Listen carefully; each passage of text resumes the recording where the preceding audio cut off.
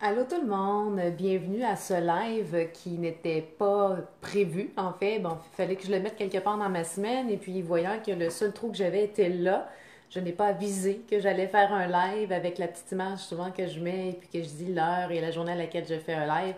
Alors là, c'est plus que live, là, c'est live, live, live. C'est là que ça se passe. J'ai pas avisé personne. Alors, ben, peut-être que tu vas l'écouter live, peut-être que tu vas l'écouter en rediffusion. Peu importe, j'espère que tu vas apprécier le sujet d'aujourd'hui. Si ça vient te chercher, ben fais-moi le savoir. J'ai goût d'avoir vos impressions sur une question qui, ma foi, est tellement simple, mais qui est existentielle à la fois. Et en fait, je te pose cette question-là. Comment ça va? Comment ça va, toi? J'ai envie de le savoir. Puis en fait, quand que je pose cette question-là, comment ça va? Est-ce que j'ai vraiment envie de savoir que tu vas bien? Parce que ça, dans comment ça va, c'est qui? C'est ça, une autre personne, c'est quelque chose que je pointe que je sais pas c'est quoi. Alors la vraie question, est-ce que ça serait plutôt lorsqu'on la pose et qu'on est vraiment intéressé à savoir comment la personne va, ne serait pas plutôt en fait comment tu vas? Comment tu vas? Et non comment ça va. Et je pense que la raison pour laquelle en fait on a un malaise parfois avec cette question-là. Donc, de demander même le comment tu vas, c'est que ça laisse la porte ouverte à vraiment dire comment qu'on se sent véritablement. Parce qu'en disant le tu, c'est que habituellement on s'intéresse à la personne et qu'on veut vraiment savoir comment elle va. Et là, ça laisse la porte ouverte à ben ça va pas. Ben oui, ça arrive que ça va pas.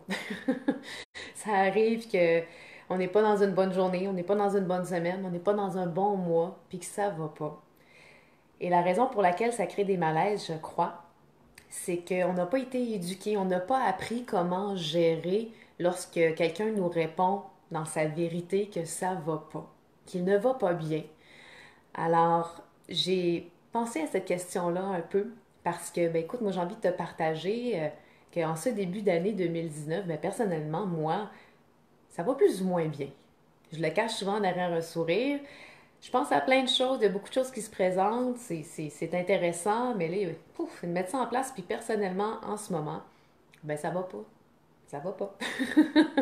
Puis, je veux accueillir cet état-là parce que je sais que ça va aller mieux. Parce que quand il y a quelque chose qui va pas, c'est qu'il y a un besoin qui n'est pas comblé. En fait, est-ce que c'est de savoir est-ce que ça ne va pas? Et le ça, c'est quoi? Qu'est-ce qui ne va pas? Ou c'est si je ne vais pas? Moi, je sais que c'est ça. C'est des choses qui m'entourent, qui m'agressent un petit peu, qui m'incommodent, mais moi, personnellement, je sais que ça va bien. Alors, je sais que c'est un ça. Puis là, j'ai pensé de t'écrire une petite histoire par rapport à ce sujet-là, qui va se vouloir un peu même amusante à la fin, tu sauras voir. Et peut-être que ça va t'aider. En fait, dans cette histoire-là, je vais te livrer des outils à comment gérer quand quelqu'un te dit que ça va pas. Parce que des fois, on ne veut pas entrer dans le détail de ce qui ne va pas. La personne a juste besoin de peut-être sentir qu'on reconnaît cet état-là, puis qu'elle a le droit de le vivre. Alors, je te partage mon histoire que j'ai intitulée tout simplement Comment ça va? Et je t'en fais la lecture à l'instant.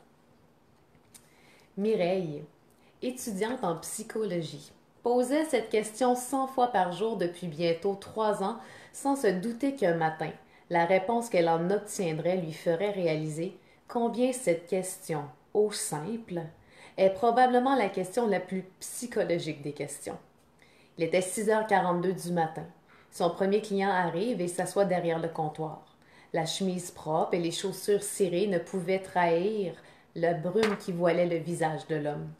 Ancrée dans ses habitudes de serveuse, Mireille prit machinalement une tasse et la cafetière, et puis plaça la tasse devant l'homme qui n'avait même pas daigné lever les yeux. Allô, tu pourrais me regarder, au moins impoli personnage, pensa Mireille, mais ce ne sont pas les mots qu'elle prononça. Elle démarra plutôt la bonne vieille cassette et demanda alors au client Bonjour, ça va bien, un peu de café? Et lorsqu'il leva les yeux, Mireille regretta presque de lui avoir posé la question. Ce qu'elle voyait dans ses yeux, même si elle ignorait ce que c'était, lui crevait le cœur. Vous voulez savoir si je veux du café ou si je vais bien? Demanda l'homme. Mireille réalisa qu'au fond, il se foutait bien que son client aille bien ou pas. Elle voulait seulement faire son travail de fin de semaine qui lui permettait de payer ses études et qui pour l'instant était de lui verser du café ou non. Ben, je veux savoir si vous voulez du café, répondit-elle. La mâchoire de l'homme se resserra, et ne pouvant plus contenir ce qu'il tentait tant bien que mal de contenir, il explosa. Il me semblait bien que vous vous moquiez de comment j'allais. Non, mais vous êtes-vous déjà rendu compte du ridicule de cette question? Comment ça va? Et c'est qui le ça dans comment ça va? Est-ce que c'est moi? Est-ce que c'est le chien de l'autre côté de la rue qui renifle les poubelles? Est-ce qu'on peut avoir l'air de moins s'intéresser à quelqu'un quand on lui pose dans cette foutue question impersonnelle qui est comment ça va? Parce qu'au fond, la personne qui pose cette question, elle s'intéresse-t-elle vraiment à connaître la réponse? La vraie réponse? Bien sûr, je pourrais vous répondre ça va bien, pour ne pas causer de malaise, vous voyez. Puis je vous demanderais et vous? Et vous devrez répondre à cette question par un oui, ça va. Alors que peut-être vous aussi ça va pas. Alors j'ai une petite surprise pour vous ce matin. Je vais vous répondre honnêtement à votre question. Ça qui est moi, ben je ne vais pas bien. Il n'y avait pas de train en ville. Mais à ce moment, Mireille se sentit comme si un train venait de traverser la vitrine du restaurant pour venir la percuter de plein. Je recommence. Donc, comme si un train venait de traverser la vitrine du restaurant pour venir la percuter de plein fouet.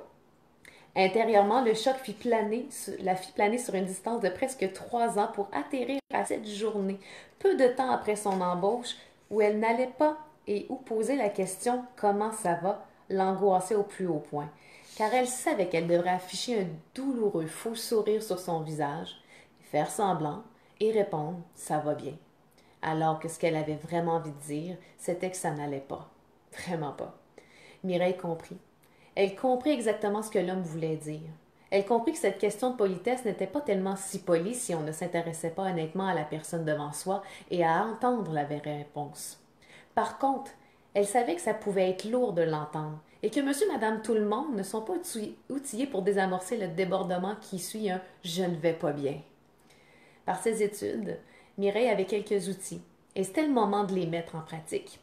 Elle utilisa d'abord le plus simple des outils, qu'on appelle le miroir, qui est de répéter ce que l'homme venait de dire. Mais c'est tout simple, mais ça démontre à la personne qu'on est à l'écoute. Il n'y a rien de plus puissant que d'utiliser les mots de la personne comme miroir. Tenant la cafetière au-dessus de la tasse, Mireille dit alors donc, si je comprends bien, vous n'allez pas bien, c'est ça? Et ça a eu son effet, car l'homme leva les yeux et, comme soulagé, il répondit simplement oui, c'est ça, je ne vais pas bien. Elle usa ensuite de la technique du reflet du miroir pour confirmer à la personne qu'on voit bel et bien le reflet et que même on s'y reconnaît. De cette façon, on crée un lien. J'entends, monsieur, que vous n'allez pas bien, puis j'entends aussi combien vous la trouvez stupide, cette question. Comment ça va? Si vous saviez comment je vous comprends, puisque vous avez raison. J'ai souvent répondu que ça allait, alors que ça n'allait pas du tout lorsqu'on me renvoyait la question. Elle enchaîna ensuite avec la technique du j'ai le droit, combinée à une expérience personnelle. Et savez-vous le plus fou? C'est que je voulais pas vraiment vous raconter mes problèmes. Et oui, c'est ça, pardon. Et vous savez ce qui est le plus fou? C'est le client qui dit ça. C'est que je ne voulais pas vraiment vous raconter mes problèmes, mais si je répondais honnêtement à cette question et je ne voulais pas qu'on m'apporte de solution, je voulais seulement avoir le droit de ne pas aller bien et qu'on le reconnaisse. Donc, monsieur, je n'ai pas à savoir pourquoi vous n'allez pas bien. Par contre, je veux que vous sachiez que vous avez le droit de ne pas bien aller, que je le reconnais et que je le respecte. Alors, je vais juste clarifier ici le passage. Alors, c'était la serveuse qui disait au client que le plus fou, c'est que lorsque elle sentait qu'on lui posait la question que ça allait pas, mais ce qu'elle voulait vraiment, c'est pas de raconter son problème, c'était juste qu'elle voulait qu'on le reconnaisse, qu'elle était dans cet état-là, et puis qu'elle puisse avoir le droit de le vivre. Alors c'est pour ça qu'elle dit, ben monsieur, j'ai pas à savoir que vous n'allez pas bien. Par contre, je veux que vous sachiez que vous avez le droit de pas bien aller, puis que je le reconnais, que je le respecte. Puis, elle termina avec une suggestion que ça ira mieux. Juste en entendant qu'ils ont le droit de ne pas aller et qu'on respecte qu'ils ont le droit de ne pas aller, les gens se sentent souvent déjà mieux. L'homme, bouche bée et soulagé, répondit alors en effet, je me sens mieux, et répéta d'une voix faible j'ai le droit de ne pas bien aller. Mireille utilisa à nouveau le miroir. Oui, vous avez le droit de ne pas bien aller. Et comme l'humour est également un excellent remède, elle enchaîna avec la vraie histoire de l'origine de l'expression. Comment ça va? Qu'elle avait lu un jour dans un magazine de la salle d'attente de son médecin. Un jour, alors que je patientais pour mon rendez-vous chez le médecin, j'ai lu d'où venait l'expression comment ça va dans un magazine. Puis savez-vous d'où elle vient? Et l'homme fit non de la tête. Eh bien, autrefois, quand les médecins vous demandaient cette question, c'était pour savoir si le transit intestinal se faisait bien. Le ça était en fait de la merde. Donc, la vraie question était donc, comment va votre merde? Ça m'avait vraiment fait rire. Et sur un ton rieur et complice, Mireille dit à l'homme, excusez le langage qui va suivre, mais à ça, je vous dis que vous avez également le droit d'avoir de la merde au cul. Surpris et désarçonné par les mots choisis, l'homme s'esclaffa de rire pour son plus grand bien. C'est alors qu'il répondit contre toute attente. Ouah, je ne connaissais pas l'origine de l'expression et bref, mademoiselle, ça m'a drôlement fait du bien d'être écouté, d'être compris puis de rire.